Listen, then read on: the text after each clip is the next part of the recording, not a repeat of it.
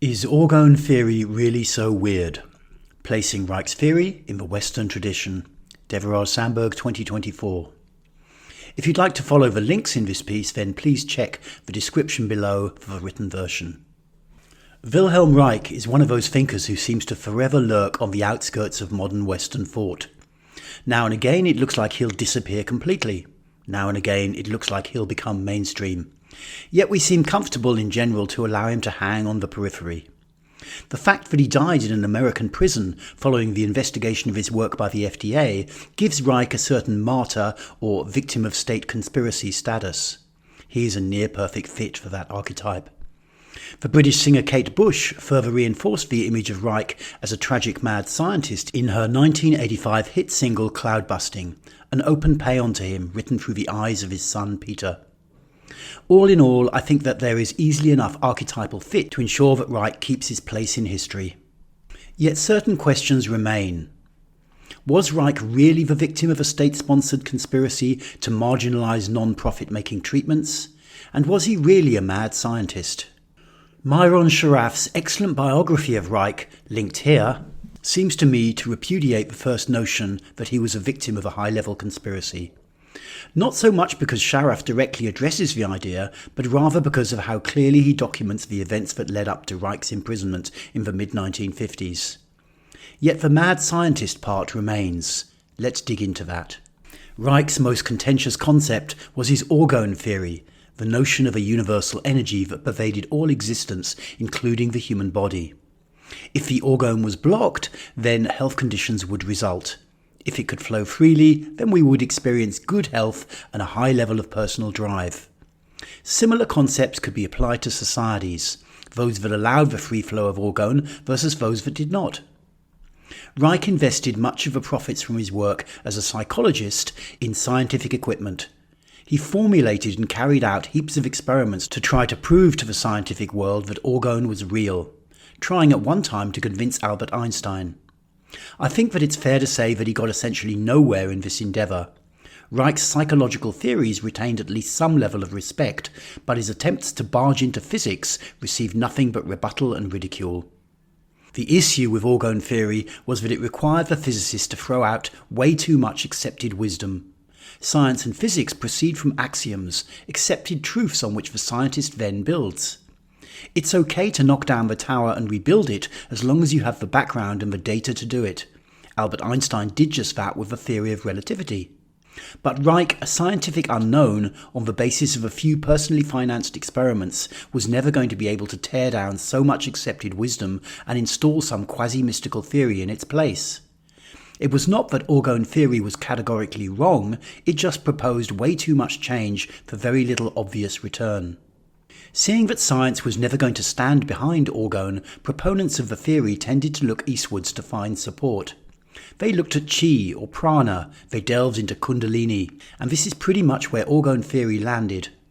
Because Reich tried to convince specifically scientists of the reality of orgone, orgone theory has remained regarded as a pseudo-scientific theory. Yet if instead of looking east we remain in the west, but simply shift from science to philosophy, orgone theory might find its place. US philosopher Mikey Downs gives an excellent summary in this video linked of how will or drive came to be a big focus of European philosophy in the 19th century. German philosopher Arthur Schopenhauer developed Immanuel Kant's notion of noumena and phenomena, reducing its complexities to core components, will and representation. Schopenhauer considered will to be an impersonal force that pushed individuals towards their desires, and that will was a problem because no desire could be categorically satisfied long-term, leaving humans terminally unhappy. He considered that there were only two ways that people could avoid a life of misery. Either they needed to find activities that kept them very present in the moment, such as viewing art, or they had to get into extreme aesthetic practices that stopped them from chasing their desires. A generation later, along came Friedrich Nietzsche. He liked Schopenhauer, but considered that his theory was way too anthropocentric. It was all about humans trying to feel happy.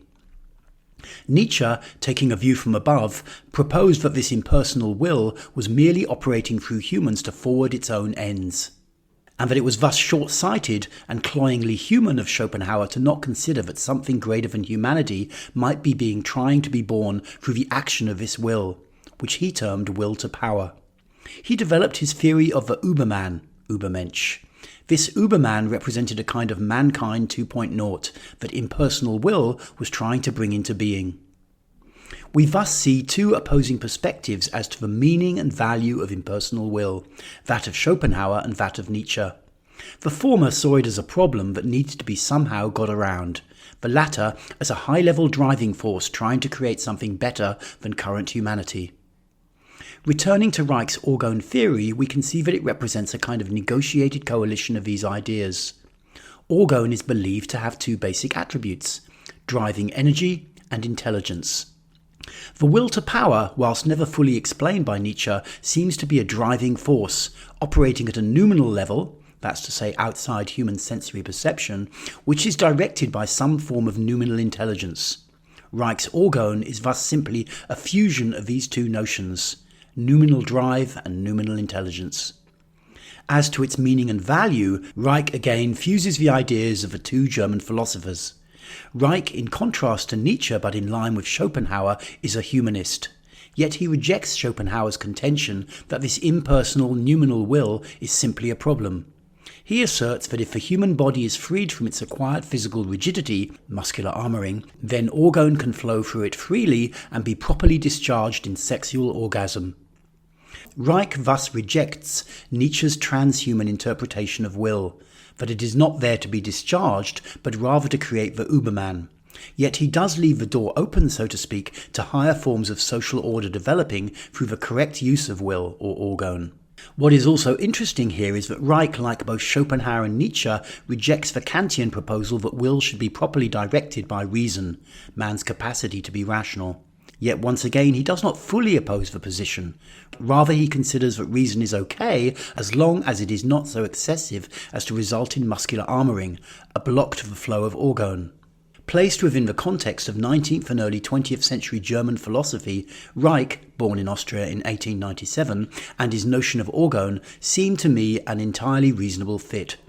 In this, their historically natural framing, orgone doesn't even appear especially bizarre, simply a reformulation of already well-established principles.